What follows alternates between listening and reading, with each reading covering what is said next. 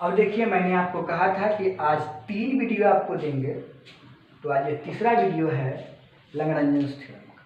तो Lagrange theorem का हम लोग किस तरीके से करेंगे, सेम टू सेम मैंने पहले ही बताया है कि जो रॉल्स थ्योरम होता है और जो लैग्रेंज थ्योरम होता है वह एक ही सिक्के का दो पहलू है, लेकिन उसमें एक ही चीज़ होता है कि जो कंटिन्यूअस पॉइंट्स होते हैं वह इक्वल और अनइक्वल हो जाता है। इक्वल होगा तो रॉल्स थ्योरम, अनइक्वल होगा तो लैग्रेंज थ्योरम। तो यहाँ पे आप देख सकते हो कि मैंने वही लिखा है कि Lagrange theorem is defined as essentially states that any real value differentiable function that attend unequal, वहां पर क्या था इक्वल, यहां पर क्या है unequal, at two distinct point must have at least one stationary point somewhere between them, that is a point where the first derivatives is non-zero। वहां पर क्या होता था जीरो और यहां पर क्या होगा नॉन जीरो, बस। तो यहां पर जो एफ ए और एफ बी के वैल्यू को अगर इस थ्योरम में पुट कीजिएगा तो उसका वैल्यू जीरो के बराबर नहीं आना चाहिए। अगर इसके वैल्यू को इसमें पुट कर दीजिएगा, अगर बाई द वे किसी भी कारणवश से उसका वैल्यू जीरो आ जाएगा तो वही रॉल्स थ्योरम हो जाएगा। तो यह तभी संभव है जब F A equal to F B होगा तब जीरो होगा, लेकिन अगर ये दोनों में से बराबर नहीं होगा तो वो जीरो नहीं होगा। तो मैंने उस समय लिखा था वही स्टेटमेंट, वही लैंग्वेज, तो क्या लैग्रेंज थ्योरम में स्टेटमेंट बदल जाएगा?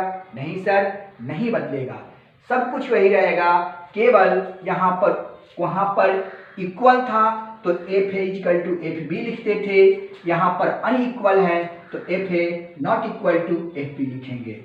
अगर बराबर होता था तो एफ डैश सी का मान जीरो होता था, बराबर नहीं होगा तो एफ डैश सी का मान जीरो नहीं होगा, तो मैंने लिखा F dash C not equal to zero.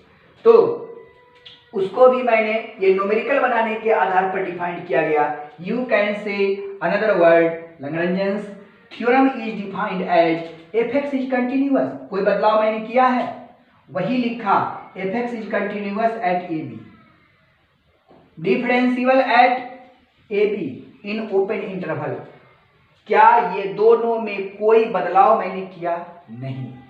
अब एंड बदलाव हुआ है कहाँ? F A not equal to F B, वहां पर इक्वल करते थे, यहां पर अनइक्वल करेंगे, यानी कि जो पॉइंट्स है फंक्शन में रखने के बाद वो बराबर नहीं आना चाहिए।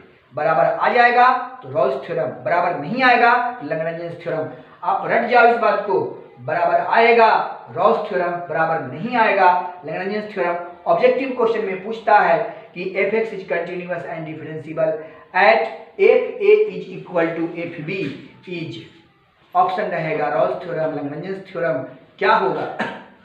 तो अगर बराबर दिया हुआ है तो रॉल्स थ्योरम, बराबर नहीं दिया हुआ है तो लैग्रेंज थ्योरम। क्लियर है? तो बराबर नहीं है यानी ये लैग्रेंज थ्योरम है। अगर भाई मेरे बराबर नहीं होगा तो एफ डैश सी जीरो के बराबर नहीं होगा, अगर बराबर नहीं होगा तो एफ डैश सी जीरो के बराबर नहीं होगा। ये दो पॉइंट को एकदम क्लियर कर लीजिए, बराबर अनइक्वल, यही है unequal, non zero, non zero दिखाई दिया। यही दोनों पॉइंट को मैंने इस स्टाइल में लिखा है। और वेयर इट्स मीन वैल्यू, यहाँ मीन वैल्यू को निकालने के लिए फॉर्मूला तैयार किया गया, इसीलिए लैग्रेंज थ्योरम को दूसरा नाम भी दे सकते हैं लैग्रेंज मीन वैल्यू थ्योरम। क्यों? क्योंकि यहाँ से मीन वैल्यू को फाइंड आउट किया जाता है। तो यहाँ से मीन वैल्यू निकालने के लिए फॉर्मूला वही F dash C equal to F B minus F A बटा बी माइनस ए। अब यहाँ बराबर नहीं है तो वह कभी भी जीरो के बराबर नहीं होगा, और ये जीरो के बराबर नहीं होगा जो मैंने यहाँ लिख दिया है, इसीलिए एफ डैश सी जीरो के बराबर नहीं होगा। और इसी थ्योरम को कह दिया गया कि मीन वैल्यू थ्योरम, यानी रॉल्स के लिए भी यही फार्मूला, लैग्रेंज के लिए भी यही फार्मूला।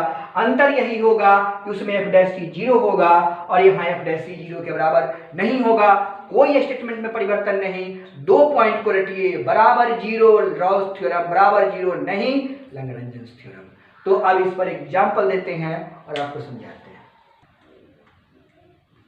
तो देखिए एक एग्जाम्पल लिया मैंने कि fx इक्वल टू, आपके ऊपर लिखा रहेगा वेरीफाई, समझे, लैग्रेंज मीन वैल्यू थ्योरम, ये आपको क्वेश्चन रहेगा। और क्वेश्चन रहेगा कि fx equal to X square plus 2x plus 3, बीच में इन भी रह सकता है, एट भी रह सकता है और कॉमा भी रह सकता है। घबराने की आवश्यकता नहीं है, सबका एक ही मीनिंग है। अगर कॉमा रहेगा 4 6 तब भी नहीं घबराना है, यहाँ इन भी रहेगा लिखा हुआ कॉमा को हटा के तब भी घबराने की जरूरत नहीं है, एट भी लिखा रहेगा तब भी घबराने की जरूरत नहीं है। तो ये बात आपको ध्यान में रखना होगा। अब यहाँ पर देखिए, जैसी मैंने ये बात लिखा है, मैंने रॉल्स थ्योरम में आपको बोला कि एक लाइन को आपको रट जाना है, यहाँ भी आपको रट जाना है क्या कि since fx is a continuous, जो पॉइंट्स दिया रहेगा 4 6 in close interval and differentiable 4 6 in open interval, then यानी इस ब्रैकेट को हम लोग क्लोज इंटरवल बोलते हैं और इस ब्रैकेट को हम लोग ओपन इंटरवल बोलते हैं।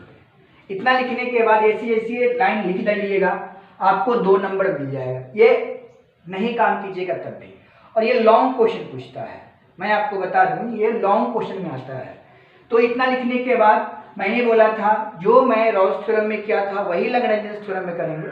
और यहाँ पर हमको देखना ये है कि वहाँ पे हम लोग x के जगह पे जो इंटरवल के अंदर में रहता था 2 पॉइंट्स, उसी को रखते थे। तो यहाँ पे कौन है, पहला पॉइंट 4 है, तो x की जगह पे 4 रख दो, जहाँ जहाँ x है वहाँ 4 4 रख दीजिए। तो 4 का स्क्वायर 2 इंटू 4 प्लस 3, 4 का स्क्वायर कितना होता है 16, 2 में 8, 2 में 4 से मल्टीप्लाई करोगे 8 हो जाएगा, 3 हो जाएगा, जोड़ोगे 27 हो जाएगा। अब बारी 4 की खत्म हो गई, तो अब किसकी बारी है 6 की। तो जहाँ जहाँ x है तहाँ तहाँ 6 डाल दो। 6 डालने के बाद 6 का स्क्वायर 36, 2 इंटू 6 12 और ये 3 और ये 51 हो गया। आप गौर करो कि 4 रखने के बाद 27 आया है, 6 रखने के बाद 51 आया है, 27 कभी 51 के बराबर हो ही नहीं सकता है। अगर नहीं हुआ तो वो लैग्रेंज थ्योरम हो गया। अगर हो जाता, यहाँ भी 27 होता, यहाँ भी 27 होता, या यहाँ 51 होता, यहाँ 51 होता, तो वो रॉल्स थ्योरम हो जाता। सिंपल। यहाँ बराबर नहीं आना चाहिए, तो लिखे now f4 not equal to f6, यानी 4 रखने के बाद जो फंक्शन का वैल्यू आया, 6 रखने के बाद जो फंक्शन का वैल्यू आया, वो बराबर नहीं हुआ। और ये बराबर नहीं होता है तो उसी को हम लैग्रेंज थ्योरम कहते हैं। उसको हम लोग क्या कहते हैं, लैग्रेंज थ्योरम कहते हैं।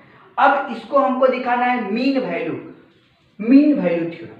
अब इसको मीन वैल्यू आप रिप्रेजेंट करना चाहते हो तो मीन वैल्यू के लिए क्या बताया था, एफ डैश सी कहाँ से आएगा, तो फंक्शन से आएगा। फंक्शन यहाँ दिया हुआ है fx equal to X square plus 2x plus 3, इसको डैश करना होगा। तो डैश किया मैंने, मतलब डिफरेंशिएट किया, एक्स स्क्वायर का डिफरेंशिएशन 2x, 2x का डिफरेंशिएशन 2, हमको निकालना है f डैश सी। तो जहाँ x है वहाँ पे c पुट किया, x है वहाँ c पुट करेंगे, ये 2 रह जाएगा, यानी f डैश सी मैंने निकाल दी। और f डैश सी का फॉर्मूला हमको पता है, F B minus F A बटा B minus A. F B शुरू वाले को a बोलते हैं, बाद वाले को b बोलते हैं, तो एफ बी बराबर 51, तो एफ बी के जगह पर 51, एफ ए मतलब 4, यानी इसके जगह पे 27, तो यहाँ पर रख दिया 27। b माइनस ए आपको मैं लिख दूं शॉर्टकट में, इसको a और इसको b मानिएगा, तो b हो गया 6, a हो गया 4, तो 6 माइनस 4 कर दिए, 51 में से 27 को घटाया 24 आएगा, 6 में से 4 घटाया 2 आया, 24 में 2 से भाग देंगे 12 हो जाएगा। तो 2c प्लस 2 इजिकल टू 12।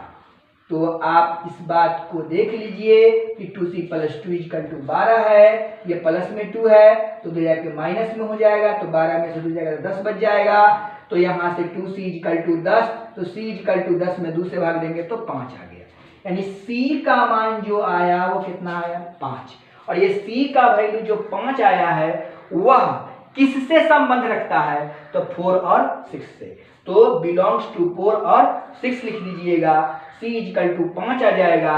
या मीन वैल्यू है कि नहीं है चेक करना होगा, तो 6 और 4 को जोड़ लीजिए, 2 से भाग दीजिए, कितना आएगा आपका 5 आ जाएगा।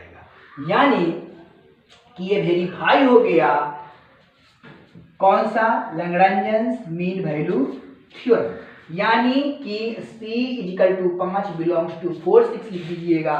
तो ये रॉल्स थ्योरम, अगर रॉल्स थ्योरम होता तो यहाँ पे रॉल्स थ्योरम वेरीफाई हो जाता, लैग्रेंज थ्योरम है तो लैग्रेंज थ्योरम वेरीफाई हो जाएगा। तो इस तरीके से हम लोगों ने देखा कि लैग्रेंज थ्योरम को इसी तरीके से आप बनाइएगा और इसको वेरीफाई करके लिख दीजिएगा। यानी किसी क्वेश्चन को वेरीफाई करना होगा तो इतनी प्रक्रिया आपको करना पड़ेगा। एक तो बराबर नहीं करना है, दूसरा इस फॉर्मूला पर बैठाना है और अंत में C का मान को निकाल के और उसको बिलोंग्स करके दिखा देना है। यही आपका हो जाता है लैग्रेंज मीन वैल्यू थ्योरम। तो आपको आज 3 चैप्टर मैंने पढ़ा दिया। पहला सेकेंड ऑर्डर डेरिवेटिव्स, दूसरा रॉल्स थ्योरम और तीसरा लैग्रेंज थ्योरम। तो ये तीनों चैप्टर को आप लोग बनाइएगा और यहाँ से क्वेश्चन आता ही आता है। तो मेरी शुभकामनाएं आप लोग के साथ है कि इस वीडियो को ज़्यादा से ज़्यादा शेयर करें, लाइक करें और दूसरे बच्चों तक पहुँचाने का कष्ट करें, ताकि ये चीज़ पढ़ के बच्चों को अधिक से अधिक बोर्ड परीक्षा में मार्क्स आए और अपने भविष्य को उज्जवल बनाए। जय हिंद, जय भारत।